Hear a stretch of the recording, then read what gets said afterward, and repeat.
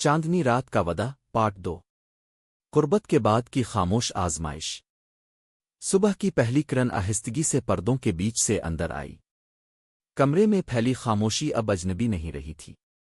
रात की नरमी अब एक नए एहसास में बदल चुकी थी।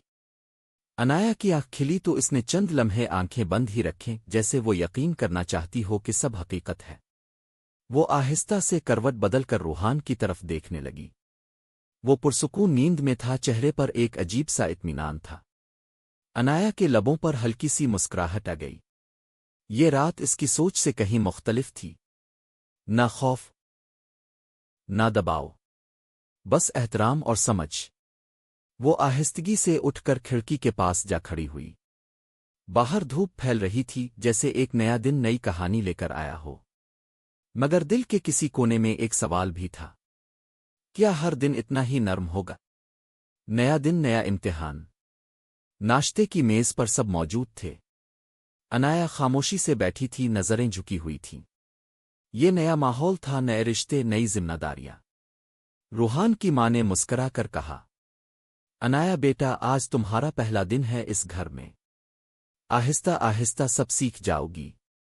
अनाया ने सर हिला दिया, मगर दिल में हल्की सी घबराहट जाग उठी।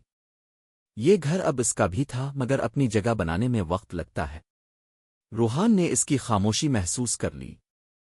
सब ठीक है? इसने धीरे से पूछा। अनाया ने मुस्करा कर कहा, जी। मगर रूहान जान गया था कि ये मुस्कुराहट मुकम्मल नहीं।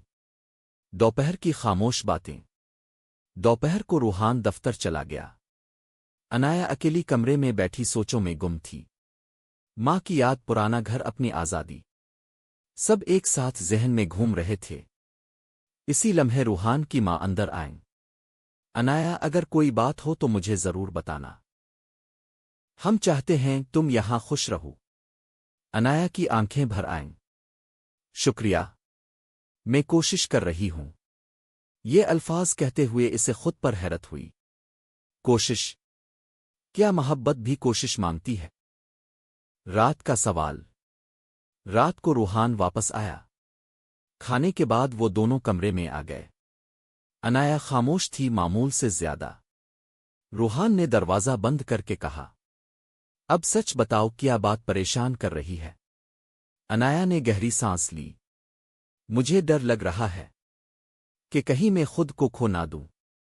रूहान चौंक गया। कैसे?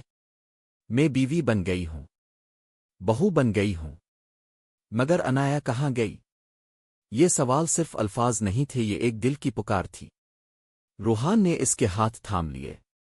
अनाया, तुम पहले भी तुम थी और अब भी तुम ही हो। मैंने तुमसे शादी किसी किरदार से नहीं, एक इंसान से की है। अनाया की आंखों से आंसू बह निकले। ये आंसू कमजोरी के नहीं थे, ये एतमाद के थे। पहला इख्तिलाफ।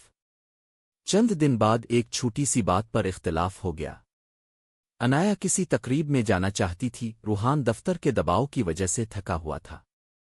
हम बाद में चलेंगे, रूहान ने कहा। अनाया खामोश हो गई। ये खामोशी रूहान को चुभने लगी।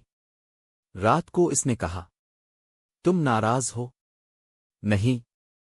मगर लहजे ने सच बता दिया। रूहान को पहली बार एहसास हुआ कि मोहब्बत सिर्फ नरमी नहीं मांगती, समझ भी मांगती है।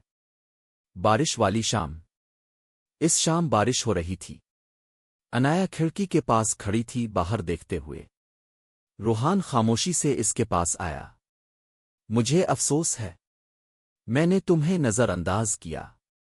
अनाया ने चौंक कर उसकी तरफ देखा। मैं बस चाहती थी कि आप सुने।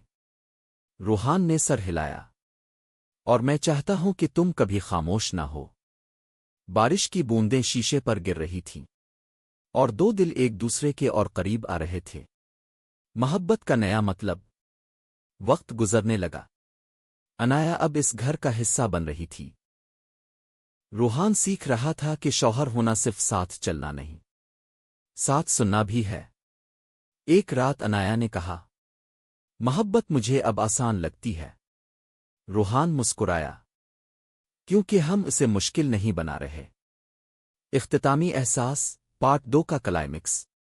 یہ شادی صرف سہاگ رات تک محدود نہیں تھی، یہ ہر دن کی کہانی تھی۔ سمجھ اختلاف بات چیت اور دوبارہ قربت کی۔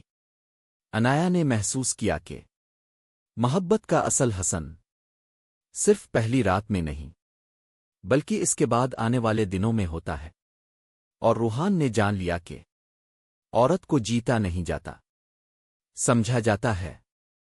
یہ کہانی ہمیں سکھاتی ہے کہ سہاگ رات آغاز ہوتی ہے، انجام نہیں۔ اصل محبت وہاں سے شروع ہوتی ہے جہاں دو لوگ ایک دوسرے کو سننا سیکھتے ہیں۔